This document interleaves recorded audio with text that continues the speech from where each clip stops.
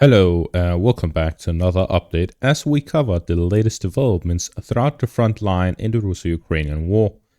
We start out in the direction of Avdiivka and Pobeda, where there are some small developments here. The Russians continue their offensive operations within the town of Avdiivka with no territorial changes, and the Ukrainians have started a counterattack in the direction of Pobeda, where they are trying to recapture the village. According to Deep State Map, the Ukrainians have reached the village itself. Considering the Russians have yet so far not managed to capture the fortifications around the village, it is likely that the Ukrainians still have positions here around it, which would allow them to quickly attack the village from their current positions. So as such, we see that there's continuous fighting between the two sides of the village of Pobeda despite the Russian capture of the village. So if the Russians are able to hold on to it, they will likely be able to develop their current position further. But if the Ukrainians manage to recapture it, then that would be an issue for the Russians developing the situation here. With that, we can see that significant fighting is taking place by Pobeda, and it is actually at a very decisive point right now, the fighting here within the southern parts of Marinka, as the developments by Pobeda would have a huge effect on developments in Novomikhailivka and subsequently Konstantinivka. So this section of the front line is currently being fought over in the battles of Pobeda and Novomikhailivka.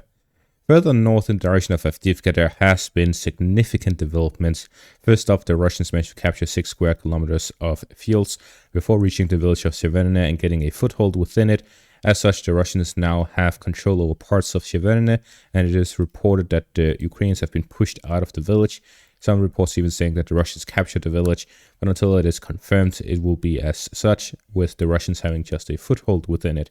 It was reported that the Russians launched an armored assault towards Sjeverne from multiple directions, both from the south and from the north, both connecting to the eastern parts here of Sjeverne.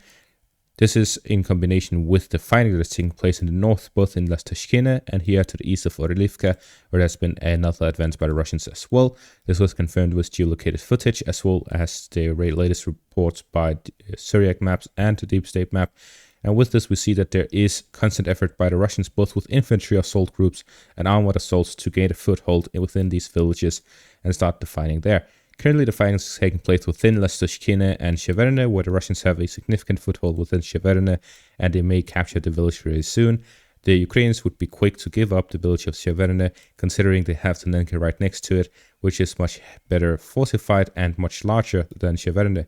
Sjeverne is like the outpost that is connected to Tonenke, while Tonenke is the main defensive position.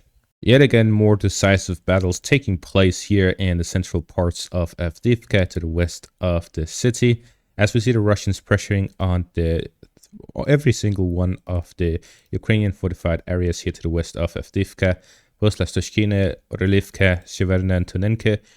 As such, the Russians have not stopped any of the offensive operations and instead are developing the situation further and are proceeding towards Sjeverne, Tonenke, Sjeverne and Avdiivka.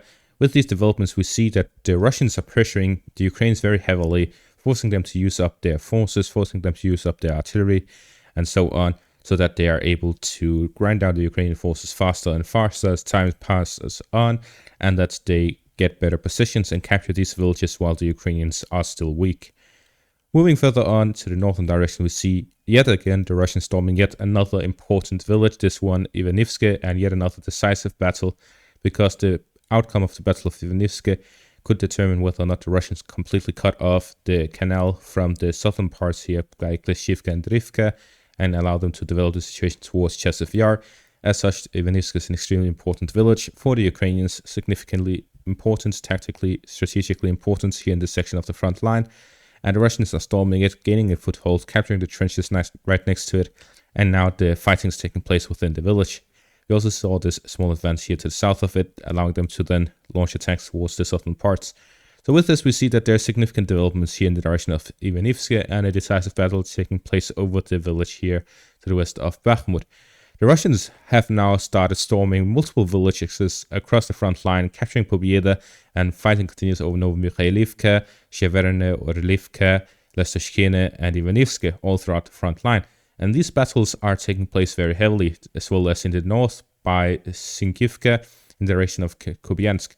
So with this, we see that there's significant fighting taking place all throughout the front line, also throughout the south by Robotine, where again the Russians managed to get a foothold, but then were pushed out. All of this naturally takes up a lot of forces on both sides. The Ukrainians are sending reinforcements to all the different areas. Whenever the Russians capture something, they send reinforcements to counterattack, like in Pobieda, and in the areas where the Russians are still fighting fighting continues, and the Ukrainians send reinforcements to hold these areas, whether it be Sjeverne, Sjeverne, or Ivanivske. All of these areas will continue to receive reinforcements as the Ukrainians will try to hold on to all of their positions. The current situation is that the Ukrainian military is running short on pretty much everything. That is something that I've mentioned multiple times, both manpower, equipment, and most importantly, ammunition. There is this article by ABC that pretty much talks about the developments here in the direction of Ukraine. By spring, Ukraine faces a potentially catastrophic shortage of ammunition and air defenses that could effectively turn the tide of the war and lend Russian President Vladimir Putin a significant advantage, according to an internal US estimate. The way this works, ignoring all of their propaganda words like turning the tide when it's already in favor of the Russians and it has been since the end of the Ukrainian summer offensive and all the other parts, the main part is by the end of March.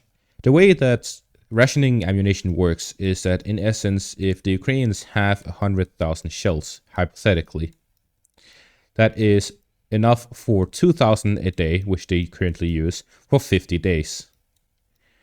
However, if they do not have any or do not receive any new shells, then in 50 days they'll run out if they continue at 2K a day. That means at the halfway point, whatever time frame they're using, at the halfway point, at 25 days left, they'll start using 1,000 a day to keep this rate going. Whether they do it by halfway marks or every day they decrease it by a little bit, in one way or another, the Ukrainians will start rationing the amount of artillery they use every day. Whether they completely stop in one section of the front line or simply decrease it in less active areas, what they need to do is that they need to ration so that they do not completely run out, to the point where they cannot launch a single shell in a whole day of fighting. At the same time, they mentioned the lack of air defense munitions, the lack of artillery munitions, lack of pretty much everything, and that is going to hit a pivotal point at the end of March, so in 1 month.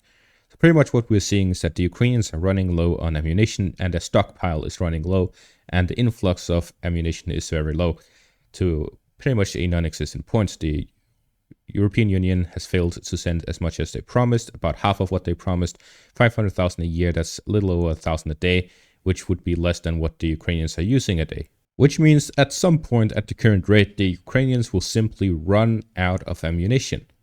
The United States has so far yet to adopt a new aid package. The European Union is entering the final stage of adapting their own package, but the European Union package is unlike the US package. The European Union package will mainly be used to cut the budget deficit of the Ukrainian government, allowing them to pay wages, allowing them to keep the country running. But this means that most of it will not even go to the military. At the same time, it's about 60 billion euros over a 4 to 5 year period. That means about 12 billion euros a year, which is hardly enough for what Ukraine needs. At the same time, due to the intense requests of artillery shells, the European Union and the United States have not just gotten from their own storages, they have also taken from other storages. This has significantly increased the market value of artillery shells, spiking their price by 200 or 300%, somewhere in between those two. As such, the prices for artillery shells, as well as the production capacity, is low. This all adds up to whatever money they're receiving not being sufficient.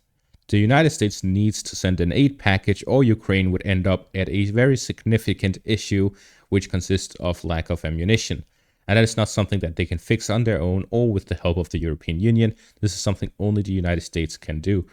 And as such, the Ukrainians at this year, 2024, would be in a situation where they could lose the war completely in this year, simply due to the attrition being too much for them to handle, and the Russians simply overwhelming the Ukrainians because they themselves outproduce the whole European Union when it comes to artillery shells. And as such, the Russians are in a position right now where the fighting taking place all throughout the front line is extremely decisive. The faster the Ukrainians run out of ammunition, which consists of or is based on how much the Russians are attacking, which we are seeing that they are increasing their attacks and not stopping, not holding operational pauses.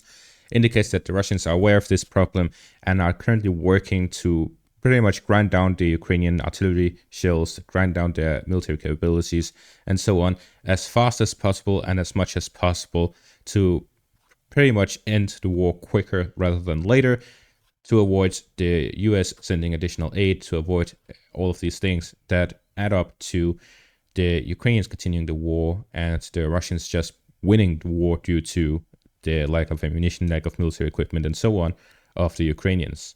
And that is going to be all for this update. Thank you all for watching and have a great day.